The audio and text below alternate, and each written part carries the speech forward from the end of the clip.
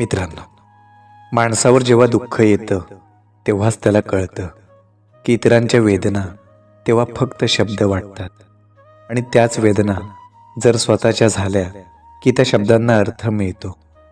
दुःख हे शिकवणारं असतं, कारण ते अनुभवातून बोलतं आणि अनुभवाला कुठलं स्पष्टीकरण लागत नाही. इतरांच्या जखमा आपल्याला फक्त कथा वाटतात, पण स्वतःची जखम मात्र आतून बदलून टाकते. दुःख माणसाला रडवण्यासाठी येत नाही, ते भ्रम तोडायला येतं, माणसं ओळखायला शिकवतं. माणसावर जेव्हा तशी वेळ येते तेव्हाच दुःखाचं खरं रूप कळतं. तोवर वेदना मात्र फक्त ऐकलेल्या गोष्टी असतात. स्वतःवर आली की प्रत्येक क्षण जड होतो, शब्द अपुरे पडतात आणि शांतताच जास्त बोलकी होते.